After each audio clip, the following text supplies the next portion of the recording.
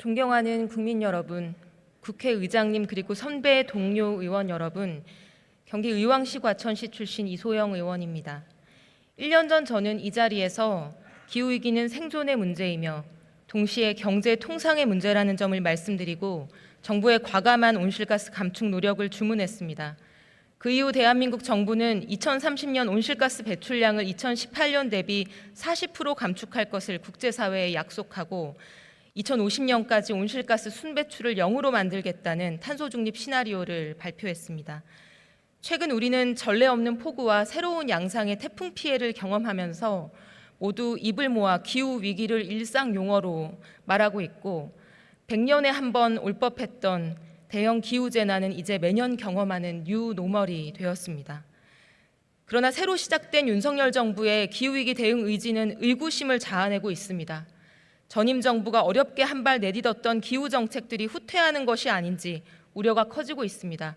저는 오늘 이 자리에서 윤석열 정부의 기후 위기 대응 의지를 확인하고 또한 이제 일상이자 현실이 된 기후 재난에 대한 정부의 대비 태세에 대해 질문하려고 합니다. 총리께서는 기후 위기 대응 컨트롤 타워로 만들어진 탄소중립위원회 당연직 위원장 맡고 계시죠? 네, 그렇습니다. 네. 총리께서 민간에 계실 때 그 기후변화센터 이사장도 지내셨고 제가 보기에는 윤석열 정부 국무위원 중에서 가장 기후위기 문제에 대해서 잘 알고 있는 분이 아마 국무총리일 것 같습니다. 총리께서 판단하시기에 온실가스 감축, 기후위기 대응의 중요성은 어느 정도라고 생각하십니까? 그건 이미 하나밖에 없는 지구를 지키는 유일한 방법이고 그 유엔 사무총장을 지내셨던 반기문 총장께서 항상 말씀하시듯이 이 기후 변화 대응에 대해서는 플랜 B라는 게 없다 이럴 정도로 위기 의식을 느끼고 있고 꼭 우리의 지구가 탄소로부터 좀 중립적인 그런 위치를 차지해서 우리 인류에 대한 미래가 보장되도록 해야 된다 그렇게 생각합니다. 조금만 크게 말씀해 주시면 네. 감사하겠습니다. 국가 최상의 의제 중 하나라고 보신다는 걸로 이해해도 될까요? 네, 그렇습니다. 네. 총리가 보시기에 대통령은 기후위기 문제에 대해서 관심을 가지고 계신 편입니까? 당연히 국정과제로서 이미 들어가 있기 때문에 인수위원회를 거치면서 대통령께서 이 부분에 대한 많은 논의를 하셨다고 그렇게 생각하고 있습니다. 총리가 되시고 나서 윤석열 대통령과 기후변화나 온실가스 감축에 대해서 대화를 나눠보신 적 있으십니까? 네, 가끔 나누고 있습니다. 어떤 내용의 대화였습니까? 그러니까 결국 이 탄소 중립을 하기 위해서 이 중에 또 가장 중요한 문제 중에 하나가 또 에너지 믹스이기 때문에 에너지 믹스를 어떻게 가져가야 되느냐 하는 그런 문제도 논의를 하고요. 그리고 지금 또 탄소 중립위원회 그런 구성 같은 것도 좀 그 촉진을 해서 빨리 그런 그 하나의 정식 그 위원회가 구성되도록 그렇게 노력을 하고 있습니다.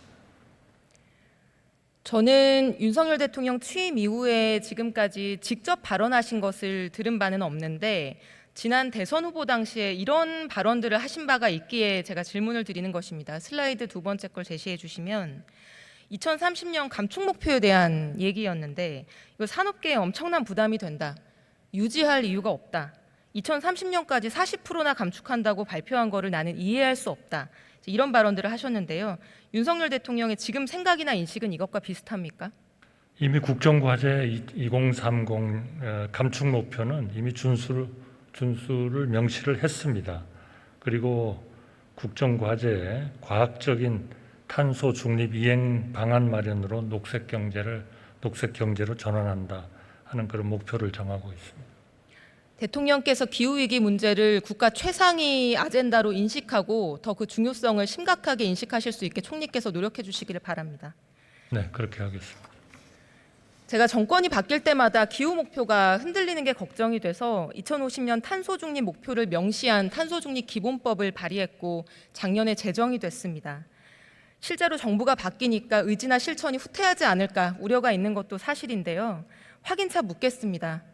우리나라가 2050년까지 온실가스 순배출을 0으로 만든다는 탄소 중립 목표 윤석열 정부 하에서도 여전히 유효하고 확고부동한 목표입니까? 목표는 확고부동합니다만 에너지의 믹스 이것은 다소 좀 한번 다시 봐야 되는 거 아닌가 이렇게 목표는 생각합니다. 확고부동합니까? 네, 그렇습니다. 2030년까지 40% 감축한다는 감축 목표도 반드시 준수해야 할 목표로 인식하고 계십니까? 그렇습니다.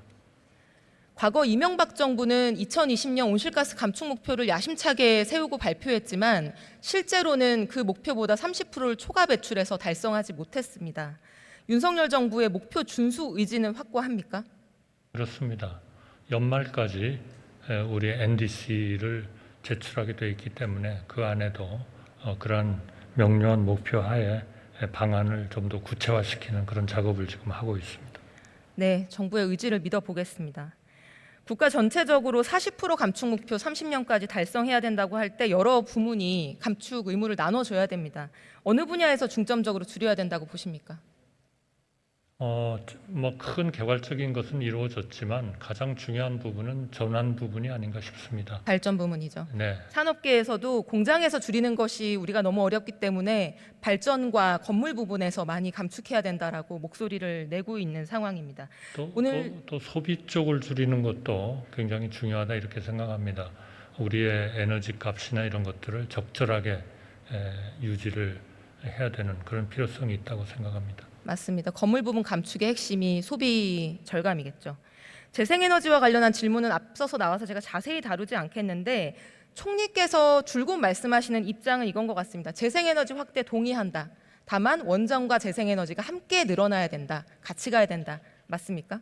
네, 그렇습니다. 세 번째 슬라이드를 제시해 주시면요. 근데 몇 주 전에 윤석열 정부의 첫 전력수급 계획 실무안, 첫 에너지 계획인데요. 보니까 원전과 재생에너지를 같이 키우는 게 아니라 원전을 늘린 것만큼 재생에너지를 줄이고 반대로 말하면 재생에너지를 줄이면서 그 공간을 원전으로 채우고 있습니다. 온실가스 배출 핵심인 석탄 발전은 그대로고요. 그럼 총리는 이거 동의하기 어려운 내용 아닙니까? 이거는 저희가 가지고 있었던 2030에 대한 목표인데요. 아까 말씀드린 대로 이거를 달성하는 방법, 전체적인 40% 온실가스 감축의 목표는 지키지만 이것을 달성하는 방법에 있어서의 에너지 믹스는 조금 바뀔 수 있다 이렇게 생각합니다. 에너지 믹스 조금 바뀌는 걸 지적하는 게 아니고요. 원전을 늘려서 온실가스 감축하겠다는 게 윤석열 정부의 소신이라고 한다면은 원전을 늘리는 것만큼 석탄화력을 더 줄이는 노력을 해야 되는 것이지 무탄소 전원인 재생에너지 목표로 하향 조정하는 것이 기후변화에 대응하려는 정부의 태도는 아닌 것 같습니다. 저는 뭐 전환적인 과정에서는 가능하다 이렇게 봅니다. 선진국의 석탄화력 종결 시점이 언제로 만들어지고 있는지 아십니까? 네, 뭐 그거는 상당히 과감한 그런 그 계획을 세우고 있는 걸로 알고 있는데요. 우리 지금 이번에 저희가 NDC를 내는 데 있어서의 조정의 방향은 딴 부분은 그렇게 많이 손을 대지 않을 것 같습니다. 결국 에너지 전환, 에너지 믹스 분야에서 신재생 에너지의 목표와 원전은 온실가스의 배출에 있어서는 굉장히 우량한 그러한 에너지원이기 때문에 신재생 에너지가 가지는 그러한 단점과 또 원자력 발전이 가지는 그러한 특징을 잘 좀 조화를 시키려고 하는 그러한 차원입니다. 그러니까 전체적인 지구에 기여하는 온실가스 감축의 목표는 차이가 없다 이렇게 생각합니다. 온실가스 감축이 확고한 약속이라면 석탄 사용을 줄이고 재생에너지를 늘리는 것이 당연한 것이고 반대로 가는 경우는 없다는 점을 말씀드립니다. 다음으로 건물 부분 감축할 수 있는 방법이 어떤 게 있습니까? 여러 가지 있겠죠. 뭐 제로 에너지 빌딩이라든지 뭐 아직도 기술 차원에서 그거를 뭐 쉽게 하기는 좀 더 좀 발전돼야 할 부분이 있지만 건축 분야에서 앞으로 제로 에너지를 목표로 해서 많은 기술적 발전과 대책을 같이 세워야 한다고 생각합니다. 신축 건물을 제로에너지 건물로 짓는 것도 방법이고 기존 건물을 리모델링해서 에너지 사용을 줄이는 단열 조치도 굉장히 중요합니다. 2030년 감축 목표를 지키려면 전국 건축물 중에 어느 정도를 리모델링 해야 되는지 알고 계십니까? 제가 지금 정확한 숫자는 기억이 나지 않습니다만 저희가 전체적으로 이 건설 건축 분야에서 중요한 그 에너지 전략이 일어나야 된다 그렇게 생각을 하고 있습니다. 또 더 좀 뭐 걱정이 되는 부분은 사실 이런 그 우리가 탄소 중립을 가지고 가는 데 있어서 많은 부분이 이제까지 우리가 그 로우 에너지를 쓰던 것을 고급 에너지를 써야 되는 쪽으로 가야 되고 그건 다 코스트를 상당 기간 높여야 되는 상황이기 때문에 그런 와중에서 이 에너지 믹스를 잘 가져가는 것이 대단히 중요하다 이렇게 생각합니다. 정부의 2030년 감축 목표를 건물 부분에서 준수하기 위해서는 건축물, 현재 건축물의 3분의 1에 해당하는 220만 동 정도를 리모델링 해야 됩니다. 지금까지 리모델링이 완료된 것은 단순 계산하면 4% 정도밖에 되지 않기 때문에 당장 내년부터 이 예산이 대폭 확대되어야 되는 거죠. 근데 윤석열 정부가 제출한 2023년 예산안을 보면 공공건축물 리모델링 예산은 335억이 삭감됐고 지원 대상도 감소해 있고 민간 건축물 리모델링 지원 예산도 지원 대상이 축소되어 있습니다. 총리님 이거 알고 계십니까? 그런 부분은요. 부분의 문제는 기본적인 큰 골격은 우리가 40% 온실가스 배출을 줄인다는 목표는 그대로 가져가고 그리고 에너지 전환, 에너지 믹스 부분을 포함해서 부분의 목표를 어떻게 할 것인가 하는 것은 지금 쉽게 작업반이 지금 작업들을 하고 있습니다. 연말까지 확정을 해서 대외적으로 발표할 겁니다. 총리, 이명박 정부가 목표만 설정하고 실천하지 않았기 때문에 그 목표를 지키지 못한 겁니다. 국제사회로부터 기후 악당으로 비난받았던 것이고요. 지금 2030년은 8년, 7년 남았습니다. 근데 아직까지도 2023년 예산안에 대해서 우리는 큰 틀의 목표만 지키면 된다, 중요하다 이렇게 얘기하시는 것은 감축 의지에 대해서 의심케 하는 부분입니다. 적응 얘기로 넘어가 보겠습니다. 우리가 기후변화 적응 정책이라고 얘기하는데요. 기후변화 적응이라고 하는 개념이 뭐죠? 뭐 의원님께서 너무 잘 아시는 거를 저한테 또 테스트하듯이 물어보시니까 조금 좀 당황스럽습니다만은 기후변화 대응의 큰 골격은 두 개입니다. 하나는 온실가스를 줄이는 소위 그 미티게이션 문제가 있고 그리고 어차피 한꺼번에 우리가 이런 기후변화의 목표를 달성할 수가 없는 장기간에 걸친 작업이기 때문에 어느 정도는 그 말하자면 그 온실가스의 수준과 같이 살아야 되는 그런 그 상황입니다. 그러니까 그랬을 때 기후 변화의 위기로 인해서 이런 그 홍수라든지 태풍이라든지 이런 충격이 너무 많지 않도록 사실 적응을 하는 그러니까 그런 것을 막는 예를 들면 투자도 하고 설비도 하고 하는 일종의 그 어댑테이션 과정이 굉장히 필요한 거죠. 근데 이제까지 너무나 우리가 어댑테이션에 대해서는 사실 관심이 좀 적었습니다. 미티게이션 쪽에는 많은 기술도 발전하고 하고 있습니다만 이쪽은 어떻게 보면 우리가 이번에 태풍을 그 충격을 줄이기 위해서 굉장히 노력했듯이 상당히 많은 부분이 이런 기후 변화의 위기를 반영한 그러한 그 어댑테이션에 대한 아마 복구 사업이라 할까요? 이런 것들이 좀 이루어져야 될 겁니다. 저희도 그런 것을 인식하고 있고 물론 뭐 재정적인 문제가 좀 있겠습니다만은 최대한 복구를 할 때 좀 제대로 복구하는 거 이것이 우리 어댑테이션의 중요한 목표라고 생각합니다. 말씀대로 기후변화 적응, 어댑테이션이라고 하는 거는 이미 기후가 변하고 있기 때문에 기후 재난으로 인한 영향을 최소화하는 노력, 이걸 어댑테이션이라고 얘기할 수 있을 텐데요. 그래서 우리가 제대로 된 관점을 가지고 이제 준비를 시작해야 되는 시점이라서 제가 오늘 이것에 대해서 질문 드립니다. 슬라이드 네 번째 거 보여주시면요. 최근에 폭우로 수해 피해 겪은 이후에 서울시에서 강남역 일대에 100년에 한 번 올 수 있는 강도, 시간당 한 110mm 정도의 폭우에 대비한 대심도 빗물 저장 터널 만들겠다고 발표한 거 아시죠?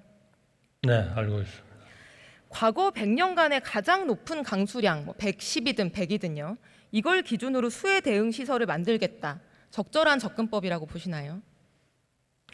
대심도 빗물 저장 시설은 이제까지 우리가 가지고 있던 하나의 자연 재난의 정도를 상당히 높인 그 고려한 그러한 일종의 어댑테이션의 방법이다. 저는 이렇게 생각하고요. 제가 양천구에 있는 대심도 빗물 저장 시설을 방문을 해봤습니다만 이번 폭우에서 완벽하게 잘 막아낸 케이스여서 이것으로 뭐 예를 들면 200년, 300년 앞도 충분하다고 보느냐, 그거는 뭐 지금으로서는 저희가 보장하기는 어렵지만 분명히 대심도 빗물 저장 시설은 지난번 우리가 아주 극심하게 겪었던 폭우를 견뎌낼 수 있을 정도의 그런 저항 능력이 있다, 이렇게 저희는 판단했습니다. 대심도를 문제 삼는 것이 아니고요. 과거 데이터를 기준으로 앞으로 다가올 미래를 대비하는 것이 과연 적절한 것이냐 하는 것에 대한 질문. 그거는 뭐 일률적으로 말씀드릴 수는 없겠지만 분명히 그 기준은 더 좀 높아져야 된다, 이렇게 생각합니다. 서울 백년빈도 강수량이 지금 뭐 시간당 110mm 이렇게 잡고 얘기가 나오고 있는 것인데 1.5도씨 상승, 2도씨 상승, 3도씨 상승의 경우에 각각 이 강수량, 극한 강수량이 얼마까지 올라갈 수 있는지 정부가 데이터를 갖고 계십니까? 시나리오를. 그거는 아마 IPCC라는 기구에서도 아주 여러 가지 시나리오를 가지고 그런 데 대한 그 예측을 하려고 노력하고 있는 것으로 알고 있고, 저희가 뭐 독자적으로 IPCC를 능가할 만한 그러한 그 연구가 있다, 이렇게 말씀드리기는 어렵지만 IPCC의 의장이 우리 저 한국의 학자가, 대한민국의 학자가 지금 위원장이 되 계시고 해서 많은 도움을 받으면서 전문가들이 논의하고 대비하고 있다, 이렇게 말씀드리겠습니다. 제가 확인해 본 바에 따르면 아직 정부의 이런 분석 결과가 없는 것 같습니다. 슬라이드 6번 보여주시면요. 우리가 이 개념을 좀 이해했으면 좋겠는데 다음 슬라이드입니다. 1922년부터 2022년까지 과거 100년을 기준으로는 저 파란색 부분만큼 비가 오는 게 백년빈도의 극한 강수량인데 7번 슬라이드 보여주시면 앞으로는 지구온도 상승으로 인해서 이 그래프가 오른쪽으로 이동하는 겁니다. 그래서 과거로 치면 백년빈도라고 하는 게 이제는 보통의 강수량이 돼서 3년빈도로 계속 찾아오는 것이죠. 그리고 극한 강수량은 훨씬 더 오른쪽으로 이동하는 것이고요. 그러면 정부는 저 빨간색 그래프가 앞으로 어떻게 그려지게 되는지를 제대로 분석하고 그걸 기준으로 건물과 시설물을 짓고 예산을 투입해야 국민들에게 안심해도 된다, 이렇게 얘기할 수 있는 거 아닙니까? 네, 저는 동의합니다. 지금 보여주신 일종의 그 디스트리뷰션 커브인데요. 그게 분명히 쉬프팅을 하고 있다 하는 데 대해서 제가 동의를 하고, 지금 우리가 저거를 아주 원초적으로 저 연구를 우리가 했느냐 하는 거는 아마 제가 조금 과문하기도 합니다만 있을 겁니다. 그러나 IPCC라는 그 큰 그 국제 기구에 우리 학자들도 많이 참여를 해서 같이 연구를 하고 있기 때문에 저기에 대한 지식은 계속 축적되고 있고, 지금 10개 대책반도 우리의 어댑테이션 문제를 논의할 때는 그런 전문가들하고 논의를 하면서 그렇게 추진하도록 그렇게 하겠습니다. 이번에 포스코 포항 제철소가 태풍 수해로 완전히 물에 잠기고 고로에 물이 들어가고 저게 지금 제철소 사진인데요. 우리 주요 산업시설이 대부분 해안가에 위치해 있습니다. 그래서 바닷가에 있는 원전도 참 걱정이고요. 근데 이게 뭐 민간 기업이니까 알아서 대비해라 이렇게 할 것이 아니라 사회적 파급이 크기 때문에 과거에 후쿠시마 원전 사고 이후에 우리가 원전에 대해서도 스트레스 테스트 하지 않습니까? 극한의 상황을 대비해서요. 네. 우리 사회 근간이 되는 주요 공공시설이나 산업시설에 대해서는 기후 재난에 대한 스트레스 테스트 같은 것들을 도입해서 정부가 주도해야 되는 게 아닌가 생각하는데 어떻게 생각하십니까?